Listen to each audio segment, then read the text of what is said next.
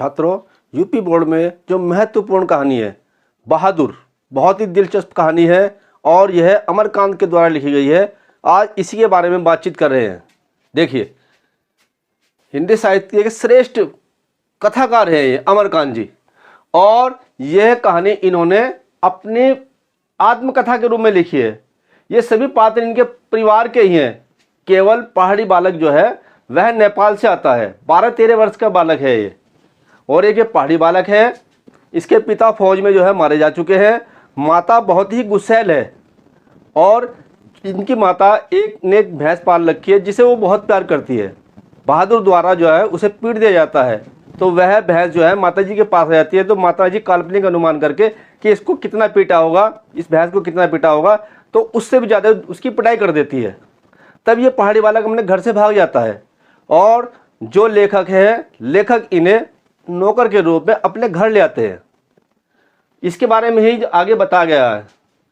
तो इसमें कहानी जो है मध्यम वर्गीय परिवार की कहानी है, और यह एक मध्यम वर्गीय परिवार में नौकर के साथ परिवार वालों द्वारा किए जाने वाले बहुत ही कठोर तथा असभ्य परिवार की कहानी है कि किस प्रकार से उसके साथ जो है असभ्यता की जाती है, दंड दिया जाता है, मारा पीटा जाता है उसको।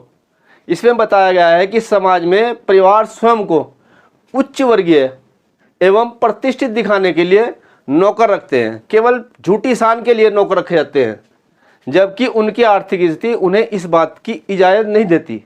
कहानी में बताया गया कि प्रत्येक व्यक्ति की गरिमा अर्थात इज्जत होती है, चाहे वह छोटा ही क्यों ना हो, चाहे वह नौकर ही क्यों ना हो, सभी मान सम्मान रखते हैं। देखिए, पहला हमारा पॉइंट है दिल बहादुर से केवल बहादुर पुकारना।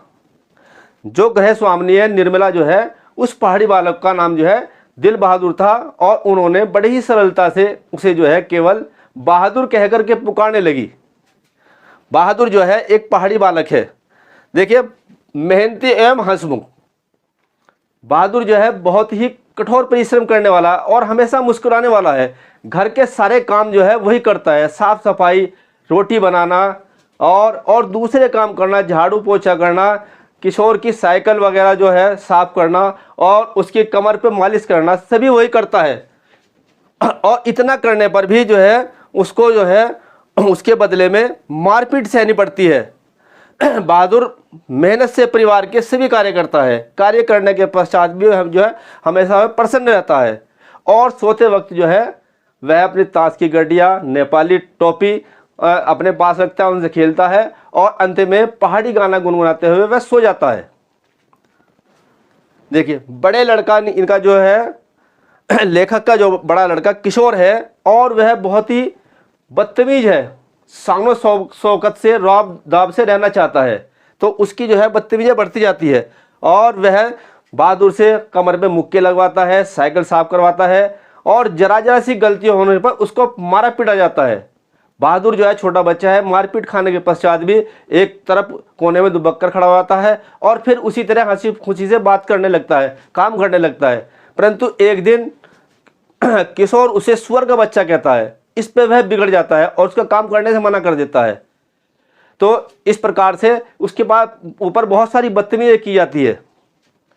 फिर जो है चोरी का आरोप लगना। एक दिन निर्मला के यहाँ उसके रिश्तेदार आते हैं, और रिश्तेदार की जो पत्नी रहती है वह झूठे ही उस पर जो है 11 रुपये उठाने का आरोप लगा देती है। बहादुर को मारा पीटा जाता है, धमकाया जाता है, बार बार पुलिस में देने की बात कही जाती है, परंतु जब उसने कुछ उठाया ही नहीं था इसलिए वो बार बार मना करता है। इस पर लेखक को गुस्सा आता है और वह भी उन्हें पीटने लगता है, और निर्मला उसकी रोटी बनाने से भी इनकार कर देती है। उसको अपने आप ही रोटी सेकनी पड़ती है।